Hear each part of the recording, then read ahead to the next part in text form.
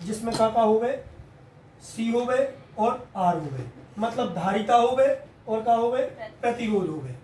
ठीक है, तो अपन ने एक ऐसा परिपथ तैयार करो। ठीक है, ई परिपथ में अपन को लेने हैं, आर लेने हैं और सी लेने हैं। ठीक है, दोइयों के बीच में हमने एक एसी का जोड़ दो, सोर्स जोड़ दो। एसी सोर्स का जोड़ो अपन ने एसी वोल्टेज, मतलब एसी वोल्टेज को सिंबल का होता है जो वाले।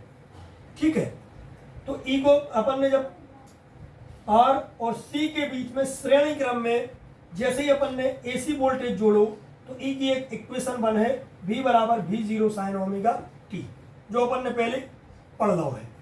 ई के बाद में अपन हो कौन सी अपन में लिखेगा कि एक एसी परिपथ जिसमें प्रतिरोध R और धारिता C को प्रत्यावर्ती वोल्टेज के साथ में इस श्रेणी क्रम में जोड़ा गया है। इसके लिए हमें प्रत्यावर्ती वोल्टेज की एक समीकरण मिली जो क्या है V बराबर V0 साइन ओमेगा टी। ई के लिए हमने कहा दे दो समीकरण नंबर एक।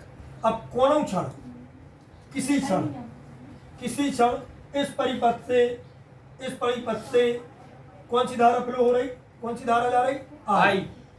कौन सी धारा जा रही, आई। तो इसके लिए जब धारा आई जाएगी तो वो कहाँ पहुंचेगी, प्रतिरोध आर पर पहुंचेगी। तो प्रतिरोध आर पर कौन सा वोल्टेज ड्रॉप होगा, कौन सा वोल्टेज ड्रॉप यही पे वी आर। तो वी आर बराबर, चूंकि हम जानते हैं ओम के नियम से, वी आर बराबर क्या होता है, R into I. R into I आ गो अपना। तो ई के बाद में जाई धारा कहाँ पहुंचे, संधारित्र सी पे पहुंचे।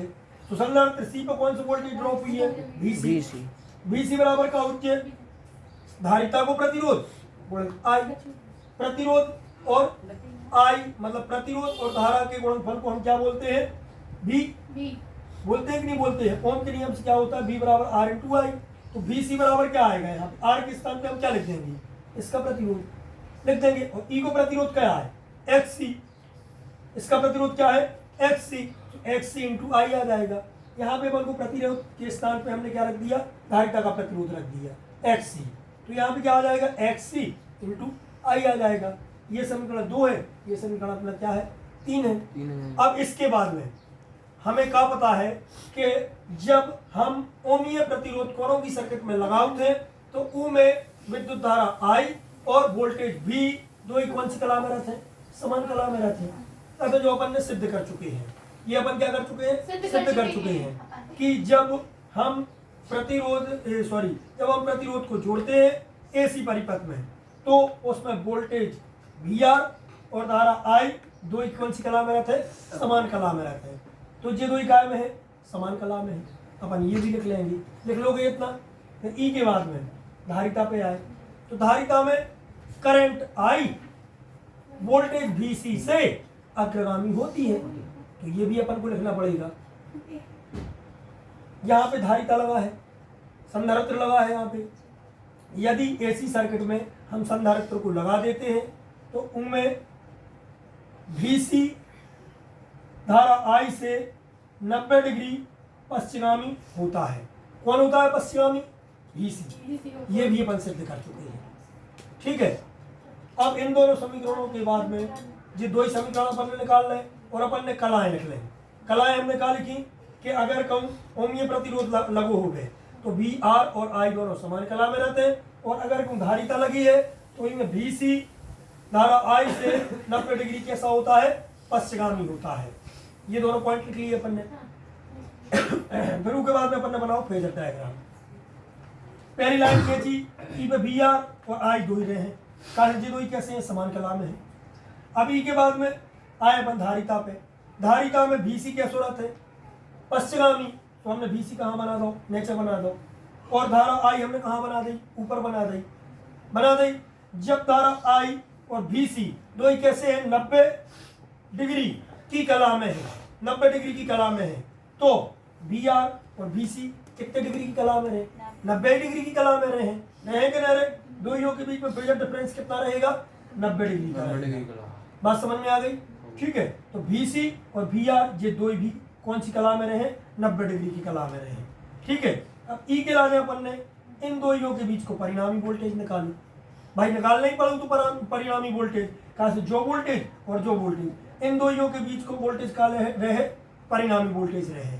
ठीक है, तो इन दोइयों के बीच को परिणामी वोल्टेज हमने कहा मान लो भी मान लो तो दोइयों के बीच को परिणामी वोल्टेज हमने भी मान लो और इन दोइयों मिला दो। अब परिणामी वोल्टेज भी बराबर का आया है, परिणामी वोल्टेज भी बराबर आया है जो वोल्टेज जो वाला वोल्टेज कहा से हमने तुम्हारा बताई थी। एक जेब में 5 रुपया है और एक जेब में 2 रुपया है, तो परिणामी रुपया कितने हुए तुम्हारे पास? 7 रुपया। दोइयों जोड़ दो तो परिणामी वोल्टेज भी बराबर का आज है जो वोल्टेज धन जो वाला वोल्टेज। तो हमने ई वोल्टेज के बराबर जो वाला वोल्टेज धन जो वाला वोल्टेज लिख दो। आई बात समझ में? अब ये दो वोल्टेज कैसे हुआ? प्लस में हो गए। दो पक्षों को हमने क्या कर दो? वर्ग कर दो। आई बात समझ? दोनों पक्षों का वर्ग करने पर दोनों पक्षों को वर्ग करो तो जो आ जाए, और ऐसा नहीं करने तो जो है तो कौन सा चतुर्भुज बन रहा हो? आयत बन रहा हो। आयत में आमने सामने की भुजा कैसी बराबर रहती, तो जो वालो जितो ई वाली भुजा को मान हुई उतना ही ई वाली भुजा को मान हुई है। तो जा भुजा कितनी हो गई? बी आर हो गई, और जा भुजा कितनी है? बी सी है। तो इनमें पाइथागोरस प्रमेय लगा दी बाकी त्रिभुज में। आई बात समझ में? पाइथागोरस प्रमेय लगे हो तो भी जो ही आ जाए। अरे अब हमने समीकरण 2 और 3 से ई को मान रख दो दोइयों को मान। ई को मान हमने आई इंटू आर रख दो, ई को मान प्लस ई को मान हमने क्या रख दो? एक्स इंटू आई रख दो। दोइयों को वर्ग लगाओ, हमने दोइयों का वर्ग लगा दो वर्ग। अब वर्ग लगाओ, आई इतने है तो आई हमने कॉमन ले लो आई को कॉमन। इतने देखो हमने आई कॉमन ले लो जी सर। ई के बाद में हमें क्या बनाऊंगे? भी बटे आई चाहने हैं ताकि हम ओम के नियम से ई की तुलना कर सकें। तो भी बटे आई बनाने के लिए हम क्या करें? ई आई के लिए की बटे में ले जाए। ठीक है, ए से हमने आई कॉमन निकाल लो और ई आई के लिए बटे में ले गए तो जो बचू दोइयों पे वर्ग है सो हमने वर्ग बाहर निकाल दो। जो वर्ग हटे हैं उसी पे कहा जाए वर्गमूल आ जाए। फिर हमने भी बटे आई की तुलना, ये भी बटे आई बराबर root of r square plus x C square की तुलना भी बटे आई बराबर आर से कर दी। सो भी बटे आई बराबर आर की जगह का आ गो करनी are square plus x C square आ गो करनी are square plus x C square common का है आर, और आर का है प्रतिरोध है काय को प्रतिरोध, ई परिपथ को प्रतिरोध है। ठीक है, सो आर बराबर भी बटे आई बराबर का आ गो R square plus x square, और जो काय को माना है? प्रतिरोध को माना है। आई प्रतिरोध को मान दो, तो हम क्या लिखें? भी बटे आई बराबर करनी are square plus x square की तुलना भी बटे आई बराबर आर से करें तो करनी are square plus x square इस परिपथ का प्रभावी प्रतिरोध होगा। तो इस परिपथ का प्रभावी प्रतिरोध क्या है? इस परिपथ का प्रभावी प्रतिरोध ये है कि नहीं है? और इसे हम क्या बोलते हैं? यदि 2 या 2 से अधिक ये लगे हो तो उसे हम क्या बोलते हैं? प्रतिबाधा। तो जा का आ गई परिपथ की प्रतिबाधा, ई परिपथ की प्रतिबाधा का आ गई, जा आ गई। हम जाके जिसे हम प्रतिबाधा कहते हैं इसका मात्रा कौन होता है? तो प्रतिबाधा हम का दर्शाओ जेड से, का दर्शाओ जेड से। आई बात समझ में? तो जेड बराबर root of r square plus x square. अभी और करना है, अभी अपन को क्या निकालना है? इस पाई का मान निकालना है। मतलब वी आर और परिणामी वोल्टेज के बीच को कलांतर निकाल रहे हैं। आई बात समझ? जो अपन कल निकाल